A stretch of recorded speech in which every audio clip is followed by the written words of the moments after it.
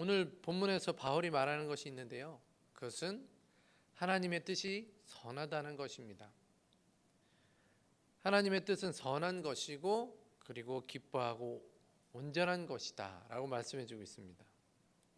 여러분, 하나님의 뜻이 좋은 것입니까? 아니면 나쁜 것입니까? 좋은 것입니다. 이 좋은 하나님의 뜻을 본문에 따르면 분별할 수 있다고 얘기하고 있습니까? 없다고 얘기하고 있습니까? 분별할 수 있다고 말하고 있습니다. 과연 이 좋은 하나님의 뜻, 선하시고 하나님께서 기뻐하시고 온전하신 그 하나님의 뜻을 우리가 어떻게 분별할 수 있을까요? 제가 아는 어떤 분이 굉장히 어려운 상황이었습니다. 건축회사를 하셨던 분이신데 친구와 같이 이제 자본을 같이 이렇게 공유해서 돌리고 같이 이제 일을 했던 분이십니다. 그 어음도 돌리고 막 그랬던 거죠. 그렇게 어음을 돌리다가 친구가 경영하는 그 회사가 어음을 막지 못해서 도산이 나니까 이분 회사도 도산이 난 거예요. 줄도산이라고 그러죠. 하루아침에 집도 차도 다른 사람께 돼버렸습니다. 집에 들어가니까 다 빨간색 딱지들이 다 붙어 있는 거죠. 그리고 통지가 왔습니다. 며칠까지 집을 비워달라고. 아무것도 갖지 못한 채 이제 정말 길바닥에 나앉아야 되는 그런 상황이 되어버렸습니다. 그런데 그 집사님이요, 하나님의 선하시고 그 좋으신 뜻을 발견했다라는 거예요. 그리고 그 좋은 뜻을 통해서 자기가 지금 올바른 선택을 해서 정말 하나님이 기뻐하시는 삶을 사는 것을 제가 보게 되었습니다. 그분이 어떻게 그 선하시고 온전한 뜻을 구분했는지 제가 굉장히 궁금했고요. 오늘 그 답을 오늘 본문에서 찾았습니다. 하나님의 선하시고 온전하신 뜻, 그 뜻을 구분하려면 무엇을 해야 하는가? 오늘 첫 번째 바울은요, 본받지 말아야 될 것이 있다라고 말씀해주고 또 변화를 받아야 된다라고 말씀해주고 있습니다. 먼저 사도 바울은 이 세대를 본받지 말라라고 명령합니다. 여기서 본받는다라는 말은요, 일정한 틀로 똑같은 제품을 찍어낸다라는 것을 의미합니다. 이 세대를 본받지 말라는 것은요, 이 세대가 가지고 있는 사상, 가치관 또는 이 세상이 추구하고 있는 그 틀에다가 내 자신을 끼워 맞추지 말라라는 것이죠. 바울이 살았던 그 당시의 로마는요, 굉장히 영토가 넓었습니다. 그리고 로마의 문명하면 우리도 익히 들어서 알고 있지만 굉장히 화려했습니다.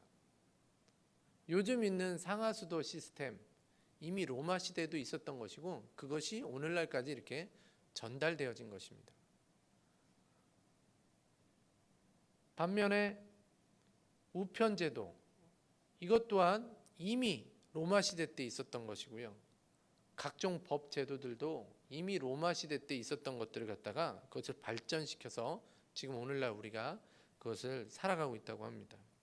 그런데 반면에 다른 한편으로는 로마가 극도로 타락한 사회였다라는 거죠. 신전이 곳곳에 있었고 심지어는 알지 못하는 신도 그들이 섬기고 있을 정도로 종교 사상이 굉장히 음란했습니다. 거기다가 매춘, 매음, 동성애 이런 것들이 굉장히 만연해 있던 그런 사회였습니다. 귀족들은요, 온갖 사치를 부렸고요, 자신의 부를 과시하기 위해서 매일매일 엄청난 크기의 파티를 벌였습니다. 어떤 기록에 보니까요, 먹고 또 먹기 위해서 토하고 먹었다라는 기록이 있습니다. 굉장히 화려한 문명을 가지고 있었지만 동시에 어두움도 가지고 있었던 곳, 그것이 바로 로마 사회였습니다. 여러분, 오늘날 우리가 사는 세상은 뭐 좀 다릅니까? 우리가 살고 있는 세상도요, 각종 화려하고 좋고 편리한 것들이 많은, 그렇지만 더 강팍하고 더 극도로 어두운 그런 시대를 살고 있다고 생각합니다. 오지 시대가 개막되어졌다라고 하죠. 평창올림픽 때도 또 우리 오지 시대를 이렇게 알려주기 위한 여러 가지 퍼포먼스들을 했습니다. 오지 시대라는 것은 통신 속도가 빨라졌다는 거예요. 통신이 1세대, 2세대에서 지금 5세대가 됐다는 얘기인데 이 5세대가 되면서 데이터들을 굉장히 빨리 처리할 수 있게 되니까 사물들끼리 연결되어질 수 있다는, 사물 인터넷 시대가 됐다는 거죠. 사물 인터넷 시대가 되면 공장화, 자동화가 이제는 정말 자기네들이 판단해서 빨리 원료들이나 이 부품들을 옮기고 가져오고 하기 때문에 속도가 굉장히 빨리 제품들이 생산해낼 수 있다는 것이죠. 여러분, 이제는 뭐 장보러 들어갈 때 우리가 그냥 스마트폰 어플 꺼내 가지고 이게 싸니 비싸니 검색하지 않아도 되고요. 그리고 그곳에 딱 갔을 때 스마트폰이 인터넷만 연결이 된다면 그냥 들어서 자기 가방에 물건 담아가지고 딱 나올 때쯤 되면 그 딥러닝 시스템이라고 그러죠. 딥러닝 알고리즘이라고 그러는데 그걸로 사람을 계속 판단해요. 그러면서 이 사람이 무슨 물건을 지금 집어넣고 있는지를 다 그 AI로, 인공지능으로 다 판단해가지고 나올 때 딱 되면 문자가 하나 날라옵니다. 매장을 딱 나올 때 당신이 구매한 물품이 이거고 얼마 당신 계좌에서 이체해 나갔습니다. 지금 일어나고 있는 거예요. 미국 아마존이라는 회사가 미국에서 이 매장을 하나 운영하고 있습니다. 의사들이 핸드폰이나 우리 몸에 이제 있는 단말기들, 스마트워치 같은 것들, 그런 것들을 통해서 환자들의 상태를 전송받아 가지고 환자들한테 진단하거나 처방할 수 있는 시대가 온다라는 거죠. 의사 앞에 가지 않아도 됩니다. 이 단말기가, 내 몸에 부착되어 있는 단말기가 내 바이탈 신호를 갖다가 그쪽에다 보내주기만 하면 의사들이 그걸 보고서 네, 환자분 지금 보니까 혈압이 굉장히 높네요. 어저께 숙면을 취하지 못한 것 같습니다. 그러니까 이런 걸 처방해 드릴게요. 이런 거를 이렇게 하세요라고 할 수 있다라는 거죠. 심지어는요, 오지 시대가 되면요, 유명한 의사들이 지구 반대편에 있는 수술실을 직접 집도할 수 있게 되어진다고 합니다. 왜냐하면 굉장히 빠른 속도로 데이터가 움직이기 때문에 거기에 있는 기계들을 잡고서 의사가 집도할 수 있게 되어지는 거죠. 그렇지만 어떻습니까? 밝은 면만 있습니까? 우리가 살고 있는 이 시대? 소망적이나요? 소망만 있나요? 그렇지 않잖아요. 범죄는 더 지능적으로 발전하고 있고요. 정치는 사람들을 더욱더 혼란시키고 있는 시대에 살고 있습니다. 어제 뉴스를 통해서 들었는데요. 결핵 환자가 도둑질을 그렇게 많이 했대요. 왜 그렇게 도둑질을 했다 잡히고 또 풀려나고 잡히고 풀려났는가 했더니 자기가 잡히면 결핵 환자라는 거죠. 근데 지금 구치소나 이런 데에 그 전염병으로 옮기는 사람을 이렇게 가둬둘 수 있는 곳이 없는 거예요. 그러니까 구속영장도 못 내고 그냥 빨리 병원 가서 치료받으라고 병원으로 보내놨는데 거기서 또 도망치는 거예요. 그래서 몇 번을 그렇게 절도하고 또 도망치고 절도하고 도망치고 그런 사람이 어저께 뉴스에 나왔습니다. 여러분, 얼마나 똑똑한지 모릅니다. 이처럼 극도로 타락한 오늘날, 그리고 이 로마라는 사회에서 성도의 정체성을 지킨다라는 거 얼마나 어려운 일이겠습니까? 아마 살아가고 있는 것 자체가 도전이었을 겁니다. 그래서 바울은요, 그런 로마의 성도들을 향해서 오늘 오지 시대, 새로운 4차 혁명, 산업혁명 시대를 맞이한 오늘날을 살아가는 우리들을 향해서 이 세대를 본받지 말라라고 말하고 있습니다. 본받거나 본받지 말아도 된다, 이런 선택의 문제가 아니고요. 하나님께서는 사도 바울을 통해서 그냥 명령으로 강력하게 말씀해 주고 있어요. 본받지 말아라. 그러면 어떻게 살아야 된다는 거예요? 본받지 말아라. 이 세대가 아니라 우리는 오는 세대의 가치를 가지고 살아야 된다는 것이죠.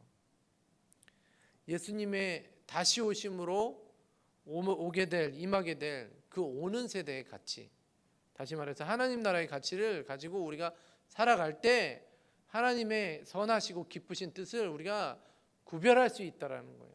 그 뜻을 알 수 있다라는 것입니다. 여러분, 성도가 누구를 성도라고 얘기합니까?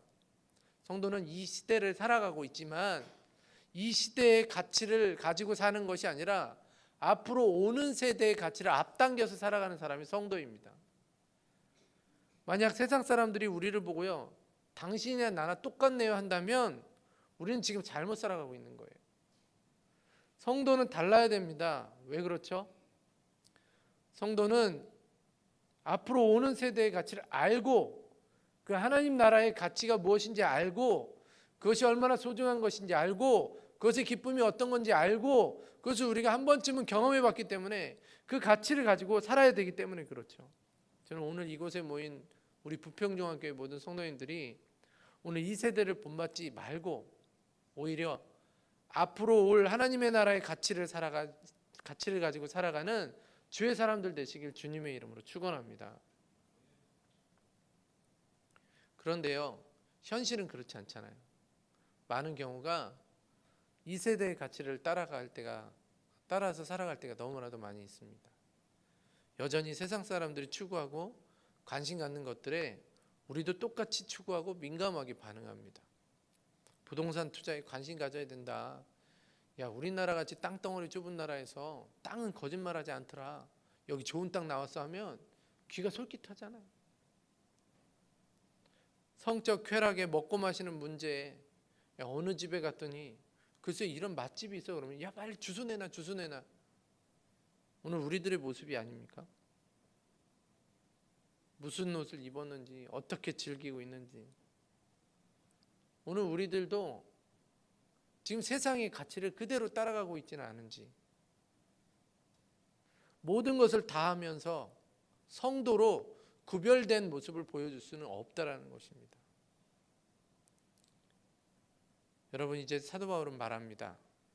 하나님의 그 좋은 뜻, 하나님의 그 선하시고 기뻐하시는 그 뜻을 분별하기 위해서 우리가 먼저 해야 될 것이 있는데 그것은 이 세대를 살아가지만 이 세대의 가치를 가지고 사는 것이 아니라 앞으로 올 그 가치, 하나님의 나라의 가치를 미리 당겨서 사는 사람, 그런 사람들이 바로 하나님의 선하신 뜻을 알 수 있다라고 말씀해 주고 있습니다. 여러분 우리는 하나님 나라의 것을 미리 앞당겨서 살아가는 존재입니다.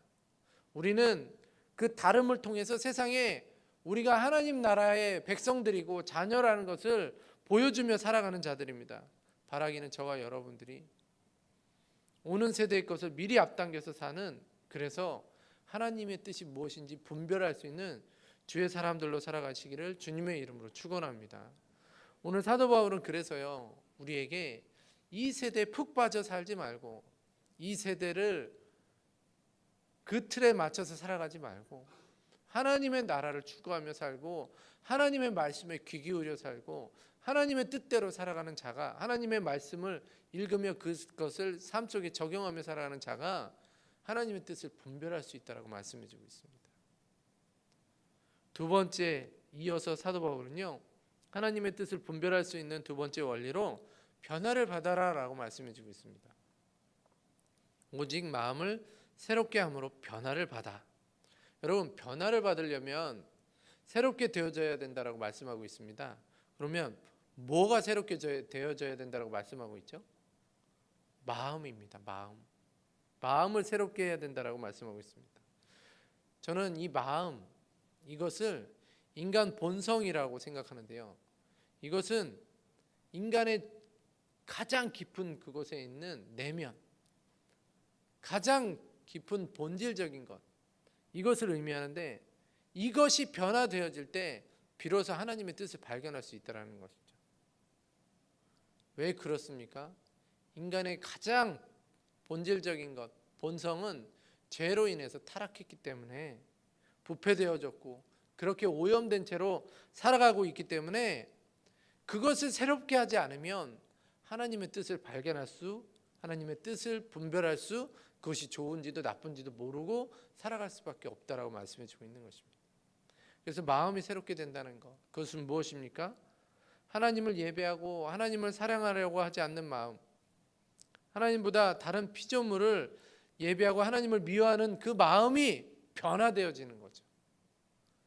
남을 미워하는 마음, 남과 비교하는 마음, 쓴뿌리를 가지고 있는 이 마음의 상처들, 이런 것들이 예수님을 만나서 내적인 치유가 일어나고 변화되어지는 상태를 말하는 것입니다. 여기서 변화는요 단순히 조금 변화되어진다는 것을 얘기하는 것이 아니에요. 사람의 그 마음 근본적인 게 변화되어지려면 완전히 죽고 새롭게 재창조되어져야 된다는 것이죠. 그래서요 고린도후서 5장 17절에 이렇게 얘기합니다. 그런즉 누구든지 그리스도 안에 있으면 새로운 피조물이라. 이전 것은 지나갔으니 보라 새 것이 되었더라. 우리가 우리의 마음 이것이 예수님을 통해서 완전히 새롭게 되지 않으면 하나님의 뜻을 분별할 수 없다라는 것이죠. 그런데요, 가끔 세상은 우리에게 이렇게 얘기합니다. 변화의 주체가 되십시오. 변화를 꿈꾸십시오. 변화하기 위해 지금부터 시작하시면 됩니다. 여러분, 우리의 그 마음에 우리의 죄된 우리의 본질이 변화되기 위해서는요, 우리가 노력하면 돼. 우리가 지금부터 시작하면 돼가 안 통합니다. 우리의 마음의 변화, 우리가 마음이 새롭게 되어지는 건 하나님의 은혜 아니고는 될 수 없는 거예요. 하나님의 구원의 사건을 이미 베풀어 주셨고 그것으로 우리를 초청하지 않으면 될 수 없는 일입니다. 그 일을 누가 하시냐고요? 그 일을 바로 성령님께서 하시는 겁니다. 여러분들이 마음을 새롭게 변화를 받으려면 여러분들의 인생이 성령의 지배를 받고 성령께 주도권을 맡기고 살아갈 때 비로소 여러분들이 구원된 자로 살아갈 수 있게 되어지는 거예요. 내가 좀 더 변화되어져야지. 오늘부터 변화를 시작할 거야. 여러분, 우리가 우리를 얼마나 변화시킬 수 있습니까? 우리가 우리 자신을 얼마나 깨끗하게 할 수 있습니까? 성령님의 도우심 없이는 우리는 그 일들을 할 수 없다라는 것이죠. 성령님이 우리의 마음을 새롭게 변화시키는 줄 믿으시기 바랍니다. 단순히 조금 더 나은 상태, 괜찮은 상태가 아니고요, 근본적으로 우리를 변화시키는 분이 바로 성령님이십니다. 오늘 사도 바울이 마음을 새롭게 변화를 받아라 라는 말은요, 이미 구원받은 우리의 마음, 그것을 성령님을 통해서 날마다 새롭게 변화되어져야 된다라고 말씀해 주고 있는 것입니다. 저는 오늘보다 내일이 1년 전보다 1년 후가 10년 전보다 10년 후가 더 변화되고 성숙되어져야 된다라고 생각합니다. 주님을 더욱 닮아가야 된다라고 생각합니다. 저는 오늘 이 저녁에 있는 우리 부평종합교회 모든 성도님들이 그러니까 늘 성령 가운데 깨어 말씀의 자리로 나아가서 여러분들의 마음을 깨끗하게 하셔서 주의 뜻을 분별할 수 있는 주의 사람들 되시길, 더욱더 주님을 닮아갈 수 있는 주의 사람들 되시길 주님의 이름으로 축원합니다. 결론을 맺도록 하겠습니다. 여러분, 하나님의 뜻을 정말 알기를 원하십니까? 하나님의 뜻을, 그 선하시고 좋은 뜻을 분별하시기를 원하십니까? 그렇다면 오늘 본문에서 사도 바울은 세상을 본받지 말라라고 말씀해 주고 있습니다. 지금 하나님의 뜻을 발견하기 위해서 세상을 본받지 말고 끊어야 될 것이 있다라는 것이죠. 세상을 본받지 말아야 될 것이 있다라는 것. 여러분, 그것을 뭐라고 생각하십니까? 어떤 분 돈이 너무 좋습니까? 그렇다면 그것을 끊어야 되는 겁니다. 명예가 좋습니까? 그렇다면 그것 내려놔야 되는 거예요. 내가 좀 다른 사람들에게 인정받아야 됩니까? 내 성격이 막 다른 사람들한테 나타나야 되는 거예요? 그 모든 것들이 세상을 따라가는 것이죠. 성공해야 된다, 성공해야 된다. 그래서 각종 성공하는 방법들을 추구하고 성공하는 것을 따라가는 것, 그것도 세상을 따라가는 것입니다. 여러분, 오늘 사도 바울은 그렇게 하지 말라라고 말씀합니다. 하나님의 뜻을 발견하려면 그것을 중지해야 되는 것이죠.